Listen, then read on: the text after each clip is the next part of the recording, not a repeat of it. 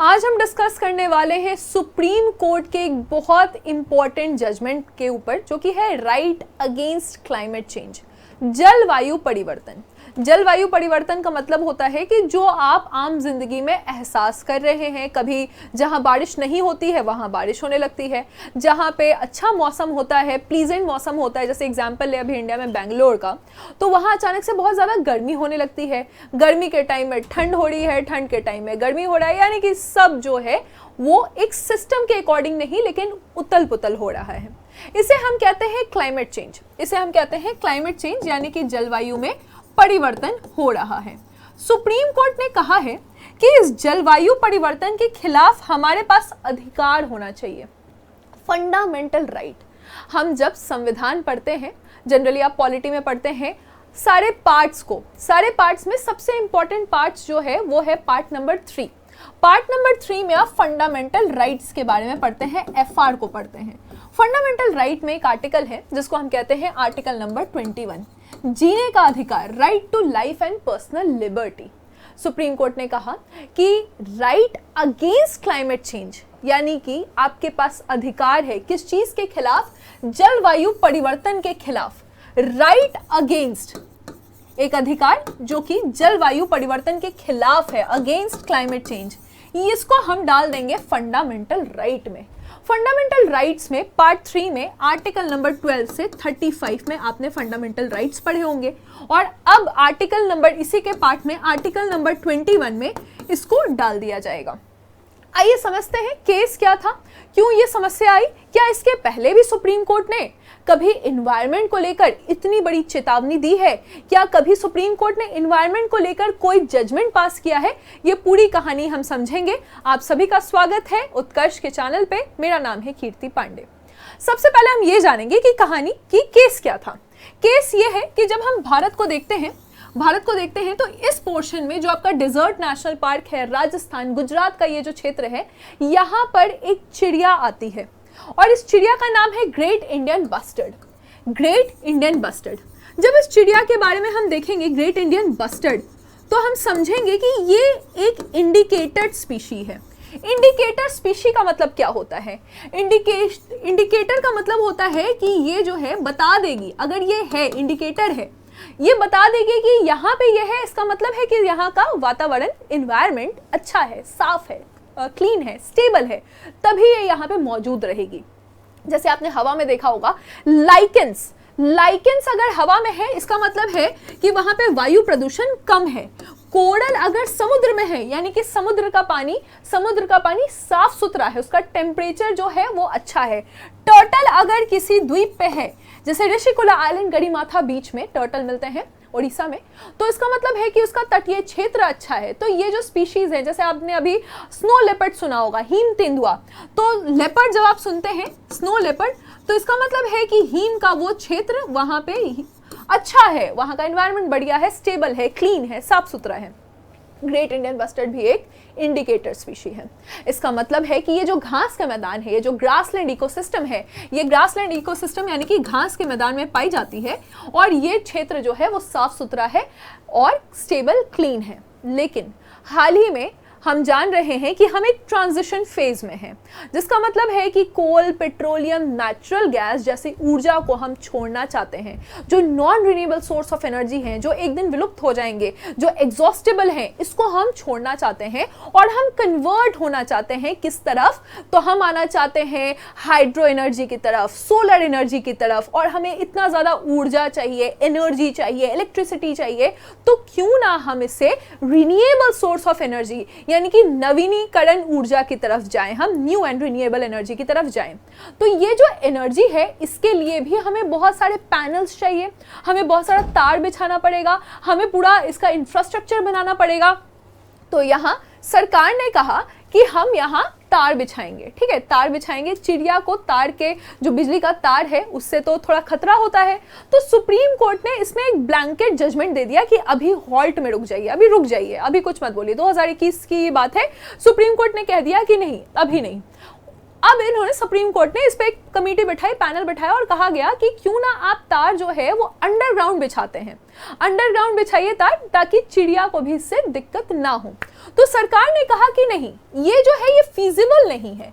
Feasible का मतलब क्या होता है कि इसमें बहुत ज्यादा पैसा लग जाएगा और ये बोलने के लिए ठीक है लेकिन प्रैक्टिकली ये पॉसिबल नहीं है। सुप्रीम कोर्ट ने उसके बाद कहा कि अगर ये फीजिबल नहीं है तो क्यों ना आप किसी कुछ जगह पे आप तार बिछा दीजिए और जहां जहां जरूरत है, जहां जहां हो सकता है उसको आप अंडरग्राउंड ही उसकी वायरिंग रहने दीजिए। राइट, अंडरग्राउंड वायरिंग रहने दीजिए। सरकार ने कहा कि देखिए हमें ऑलमोस्ट 434 गीगावाट तक की एनर्जी चाहिए। आज तक हम 50% तक कोल पे डिपेंड कर रहे हैं। जब हम आपको कह रहे हैं कि हम कोल पे डिपेंड कर रहे हैं, कोयला पे डिपेंड कर रहे हैं, तो कोयला को जब हम जलाते हैं तो इससे हमें कार्बन डाइऑक्साइड निकलता है। पूरे इन्वायरमेंट में आपने यही पढ़ा है कि कार्बन डाइऑक्साइड की मात्रा इन्वायरमेंट में, पर्यावरण में कम होनी चाहिए। कार्बन डाइऑक्साइड की मात्रा कम करने के लिए ही तो हम शिफ्ट कर रहे हैं सोलर एनर्जी और हाइड्रो एनर्जी की तरफ। अब सुप्रीम कोर्ट के सामने ये बात भी आ गई कि हमें शिफ्ट करना है, सोलर एनर्जी की तरफ शिफ्ट करना है, रिन्यूएबल एनर्जी की तरफ शिफ्ट करना है, और दूसरी तरफ वो जीव जंतु जिनके हैबिटेट को नुकसान पहुंच सकता है। अगर ग्रेट इंडियन बस्टर्ड इस क्षेत्र में नहीं आती है, इसका मतलब है कि यहाँ का एनवायरनमेंट साफ नहीं है, इसका मतलब है कि यहाँ का जो वातावरण है वो क्लीन नहीं है, इसका मतलब है ये स्थिर नहीं है, स्टेबल नहीं है, ये अनस्टेबल है। अनस्टेबल है यानी कि ये कहीं भी ये पलट सकता है। यहाँ पे चिड़िया का आना भी जरूरी है, ये हमारे फूड वेब के लिए, फूड चेन के लिए इंपॉर्टेंट है।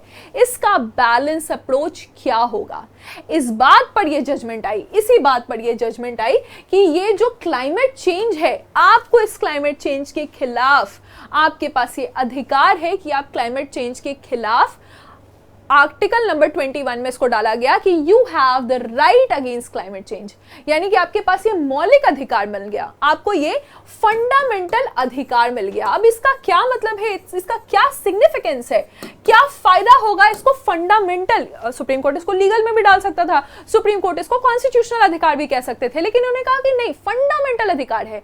यानी कि आज इस केस के बाद अगर किसी का भी कोई अधिकार क्लाइमेट चेंज के कारण उसका बाधा पड़ता है, किसी को साफ सुथरा वायु नहीं मिल रहा है सांस लेने के लिए क्योंकि सरकार ने कोई प्रोजेक्ट चला दिया, या किसी को अच्छा पानी नहीं मिल रहा है पीने के लिए, किसी को प्रॉपर वातावरण, पर्यावरण नहीं मिल रहा है जीने के लिए, तो वो सीधे सुप्रीम कोर्ट में कह सकता है। आप जानते हैं कि जब भी कोई चीज फंडामेंटल राइट्स में है तो उसके लिए रिट को जारी किया जा सकता है, रिट पिटिशन दिया जा सकता है आर्टिकल नंबर 32 में, और आप हाई कोर्ट भी जा सकते हैं आर्टिकल नंबर 226 में। आप सीधे सुप्रीम कोर्ट या हाई कोर्ट जा सकते हैं कि आपके फंडामेंटल राइट्स पर बाधा हो रही है, आपके फंडामेंटल राइट्स पर बाधा हो रही है।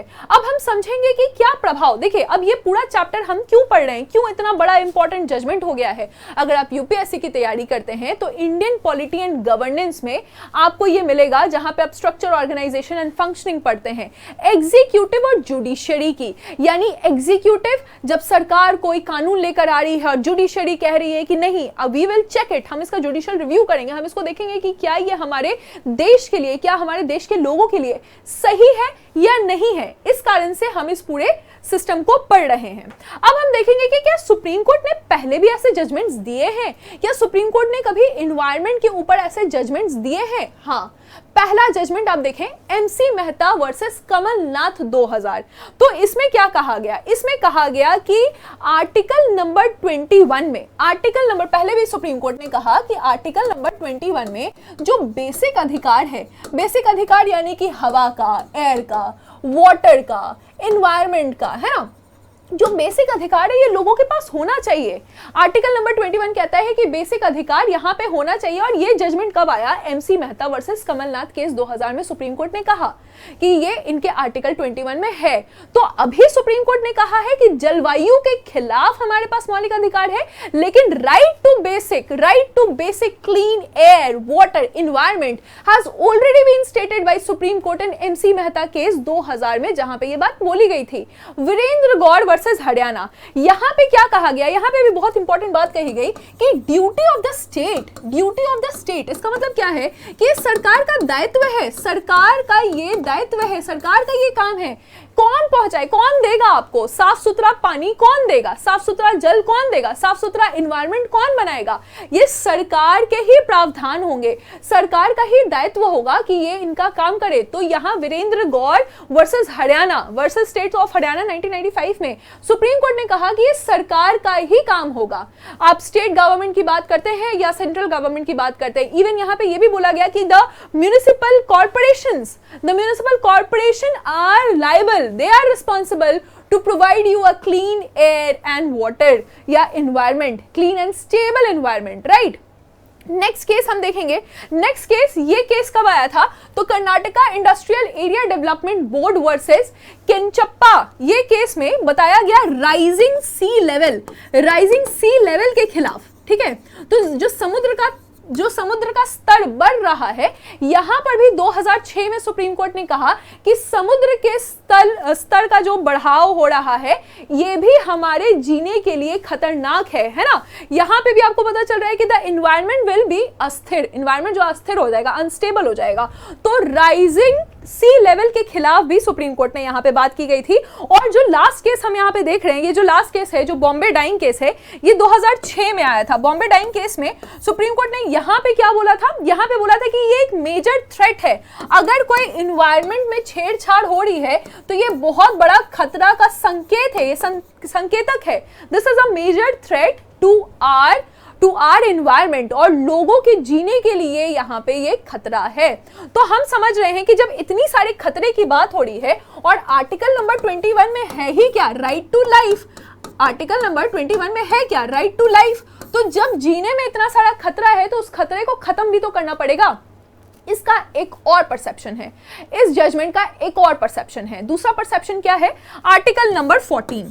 दूसरा परसेप्शन क्या है? आर्टिकल नंबर 14, जो कि समानता की बात करता है।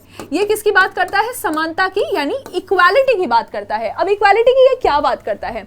मान लीजिए कि आपके घर में एसी है, कूलर है, तुरंत से आप पंखा ऑन कर रहे हैं, जल्दी से स्कूल से आए, मम्मी जो है वो दे रही है, नींबू पानी दे रही है, एसी ऑन कर रही है। तो आपके पास एनवायरनमेंट से लड़ने के लिए बहुत सारे हथियार हैं, लेकिन कोई ट्राइबल क्षेत्र में रह रहा है जहां पे ये सारे उपकरण नहीं है, या कोई गरीब व्यक्ति है जिसको अगर जितनी भी ज्यादा गर्मी बढ़ रही है उसका आउटपुट कम होते जा रहा है।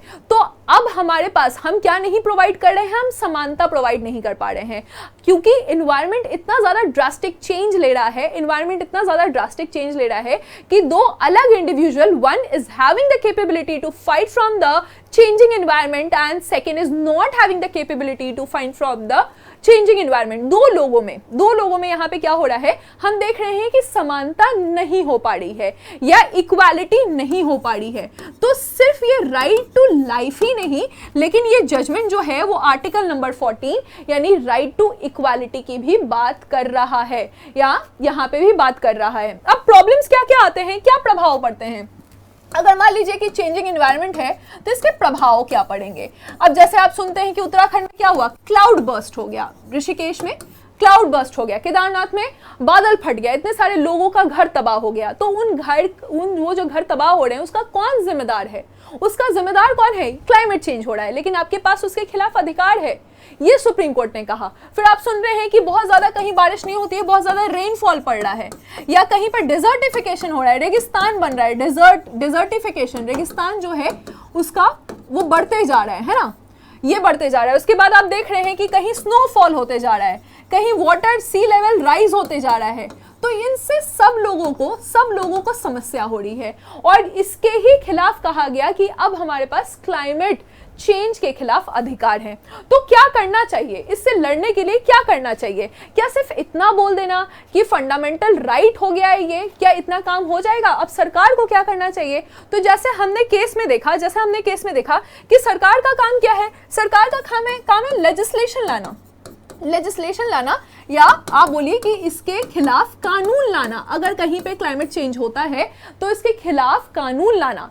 फिर सरकार का क्या काम है? अभी आप सुन रहे हैं कि इलेक्शन हो रहे हैं, हम वोट दे रहे हैं। हम किस पे वोट दे रहे हैं? कि कोई एजुकेशन लेकर आ रहा है तो उसको हम वोट दे रहे हैं, कहीं विमेन एम्पावरमेंट की बात हो रही है उसको वोट दे रहे हैं, कहीं कहीं जाति पर भी वोट हो रही है, खैर उसके बारे में बाद में बात करेंगे। लेकिन सरकार का काम क्या है? सरकार का काम ये भी है कि वो इन्वायरमेंट से रिलेटेड अपने मैनिफेस्टो में चीजों को लिखें और हमारा काम क्या है कि हमें ये समझना है कि कौन सा गवर्नमेंट या कौन सी पार्टी ये समझ पा रही है कि पर्यावरण भी हमारे लिए जीने का एक सबसे इंपॉर्टेंट सोर्स है। We have to live on this earth as if there is no planet, we can not live on this earth as if there is another planet. यानी कि हम धरती पे रहते हैं, ये सिर्फ एक लौता हमारे पास ग्रह है रहने के लिए, इसको हमको बचा के रखना है, हमारे पास दूसरा ग्रह अभी नहीं है रहने के लिए। और कौन सा ये पार्टी है जो समझ रहा है कि क्लीन, साफ सुथरा, सुरक्षित, सेफ, स्टेबल, स्थिर इन्वायरमेंट हमारे लिए जरूरी है, और कौन सा वो पार्टी है जो इसके लिए भी काम करेगा। और जो अभी की सरकार है उसका काम क्या है, उसका काम है जुरिस्प्रूडेंस लाना, है ना, जुरिस्प्रूडेंस लाना। इसका मतलब है कि अगर इस चीजों का उल्लंघन होता है तो उसके लिए प्रॉपर कानून मौजूद है, उसके लिए प्रॉपर कानून मौजूद है। वही इस बार सुप्रीम कोर्ट के जजमेंट में कहा गया है कि क्लाइमेट चेंज जो है वो लाइफ ही नहीं लेकिन इक्वालिटी का भी संकेतक है। और आर्टिकल नंबर 14 और 21, जब आप पॉलिटी पढ़ते हैं तो आप गोल्डन ट्रायंगल के बारे में पढ़ते हैं। गोल्डन ट्रायंगल में आप आर्टिकल 14, 19 और 21 पढ़ते हैं, और यहां पे सीधे 14 और 21 के बारे में बताया गया है कि हमें इसको सिर्फ इक्वालिटी, सिर्फ राइट टू लाइफ नहीं लेकिन इक्वालिटी के अंदर भी आपको देखना है, from the lens of equality आपको इसको देखना है। अभी तक हमारे डीपीएसपी में इसके बारे में मेंशन था, आर्टिकल नंबर 48 का ए जब आप देखते हैं तो डीपीएसपी में लिखा है कि improve the environment and to protect the forest and wild life. या फंडामेंटल ड्यूटी में लिखा हुआ है आर्टिकल नंबर 51 के ए में कि it is the duty of every citizen to protect the natural environment, forest, lake, river and wild life. आप जानते हैं कि डीपीएसपी यानी कि राज्य के नीति निर्देशक तत्व और मौलिक कर्तव्य, ये दोनों ही इन्फोर्सेबल नहीं है, जस्टिकेबल नहीं है। यानी कि इसको लेकर तुम कभी कोर्ट में नहीं जा सकते, आप इसको लेकर कोर्ट में नहीं जा सकते कि नहीं ये मेरा अधिकार है, ये आपको दीजिए। लेकिन अब नाउ यू कैन गो, अब आप जा सकते हैं, क्योंकि अब आपके पास राइट अगेंस्ट क्लाइमेट चेंज क्या हो गया है।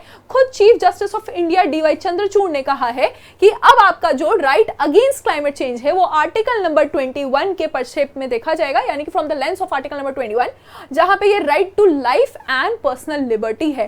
तो ये कॉम्प्रिहेंसिव लॉ बन जाएगा हमारे देश के लिए, ये कॉम्प्रिहेंसिव लॉ बन जाएगा ताकि हमारा एनवायरमेंट बच सके। और जितने भी कैलामिटीज हम देखते हैं, तो जैसे जो भी प्रॉब्लम्स हमने अभी तक देखे हैं एनवायरनमेंट में, उसके खिलाफ हमारे लोगों के पास यहाँ पे कानून बन चुका है, राइट। सो ये था एक शॉर्ट सेशन जो कि हमने इस जजमेंट पे देखा, जहां पे बोला गया है right against climate change is a fundamental right. कैसा लगा ये सेशन आपको, बताइएगा कमेंट सेक्शन में।